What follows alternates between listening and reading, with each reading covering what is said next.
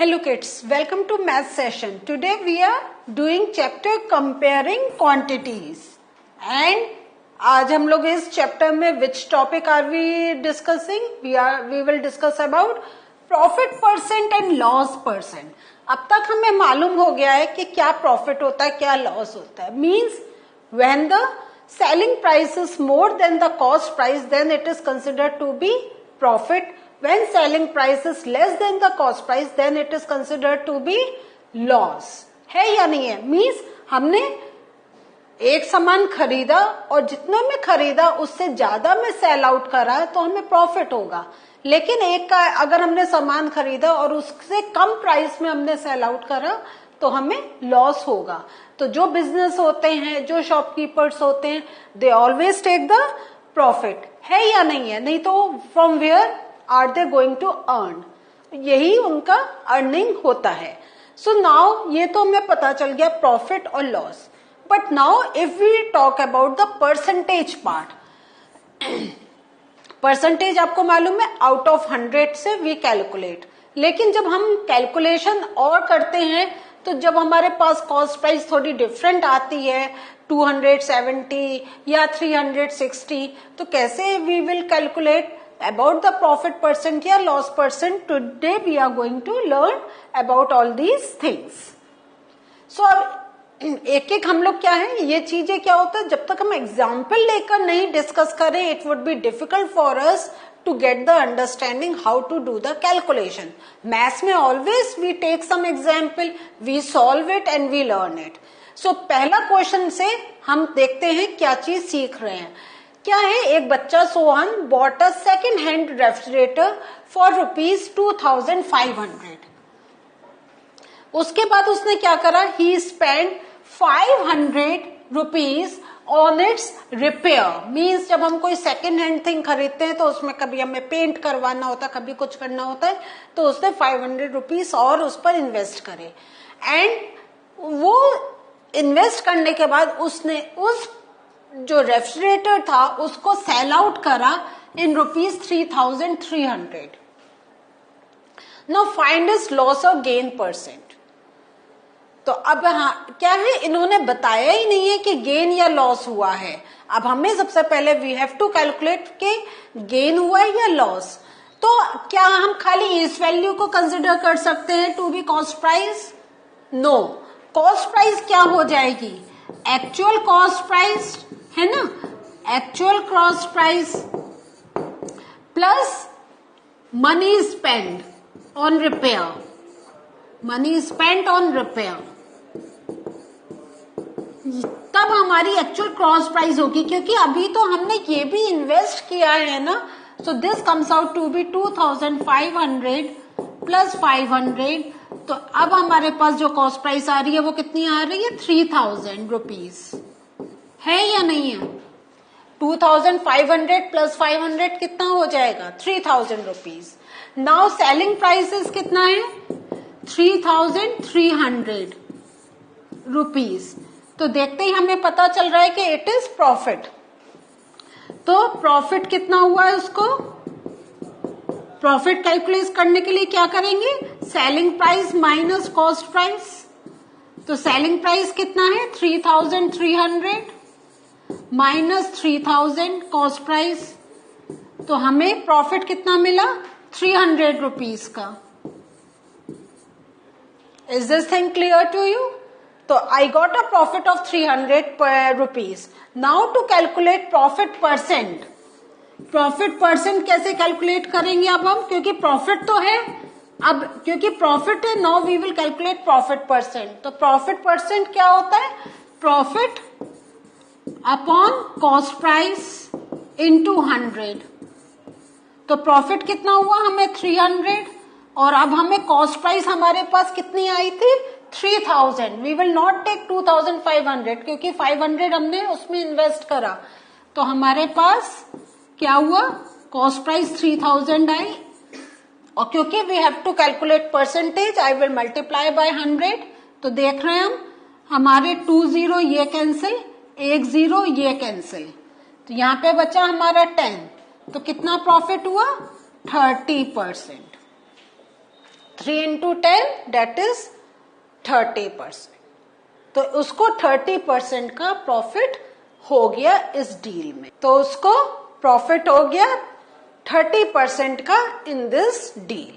Now let us discuss the second example. Our shopkeeper purchased 200 bulbs for rupees 10 each. However, 5 bulbs were fused and had to be thrown away. The remaining were sold at rupees 12 each. Find the gain or loss percent. तो हम सबसे पहले देखेंगे cost price of 200 bulbs. तो cost price of 200 bulbs कितना है? 200 into 10, क्योंकि यहां लिखा है रुपीज 10 ईच. तो please do read the language carefully. अगर आप लैंग्वेज में ईच वर्ड खो दिया तो आप कॉस्ट प्राइस 200 ही लेकर चलेंगे. सो 200 बल्ब्स को अगर हमने 10 रुपीज एक में खरीदा तो टोटल कॉस्ट प्राइस कितनी आ गई? 2000 रुपीज. है या नहीं है? 200 इंटू 10. ठीक है, तो cost price of 200 bulbs is 2000 rupees. अब वो क्या कह रहा है? 5 बल्ब्स खराब हो गए.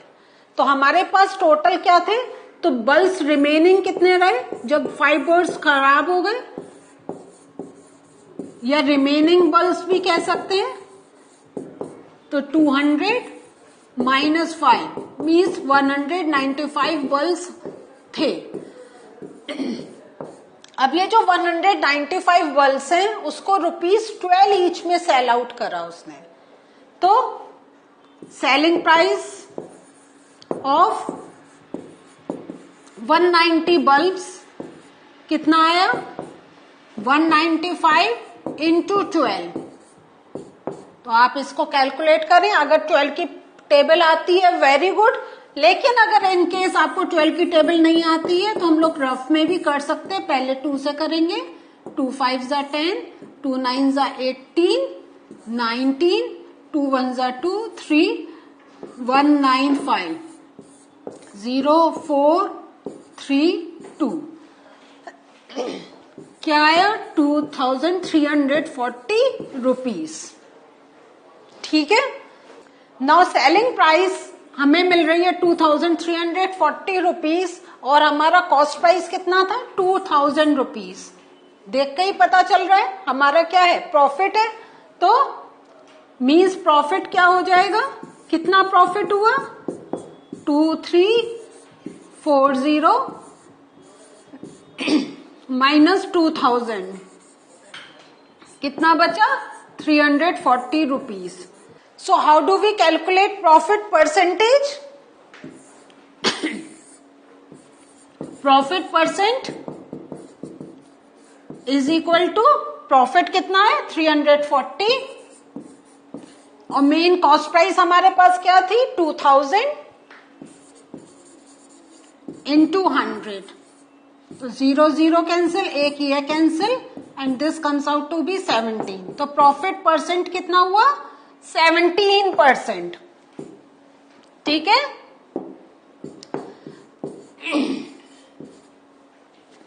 So in this way we can do the calculation.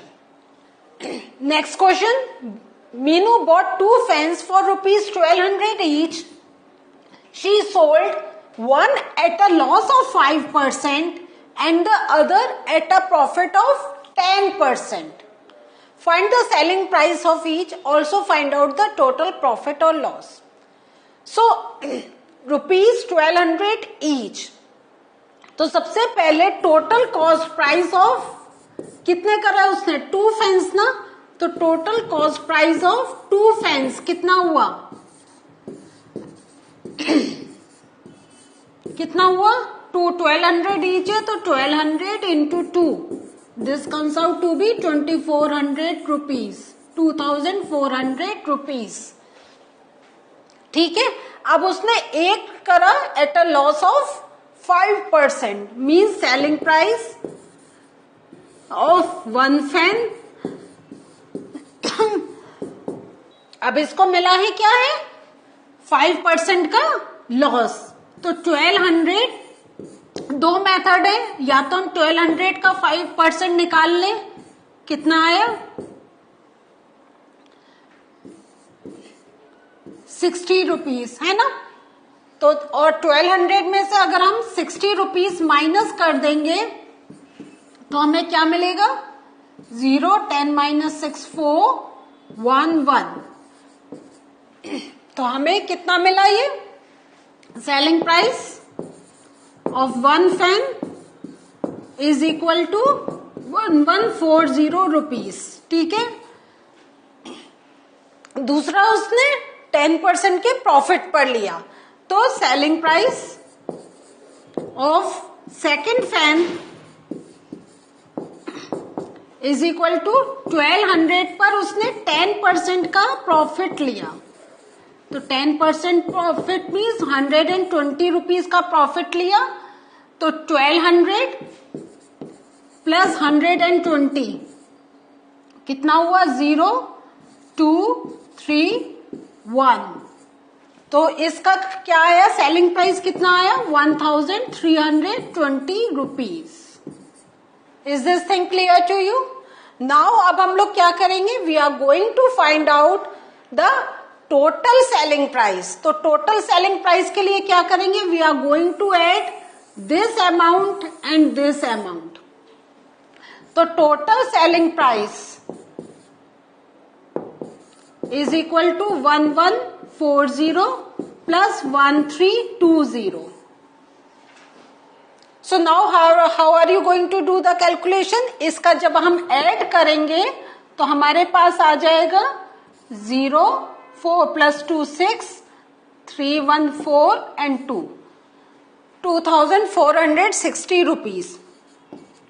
हमारा जो इनिशियल देखे कॉस्ट प्राइस था डेट वॉज 2400। अब उसने सेल करा 2460 रुपीज में। आपको क्या पता लगाना है? Find out the total profit और लॉस। तो आपको पता चल गया कि इसको प्रॉफिट हुआ कितने का? 60 रुपीज का। So how are you going to do?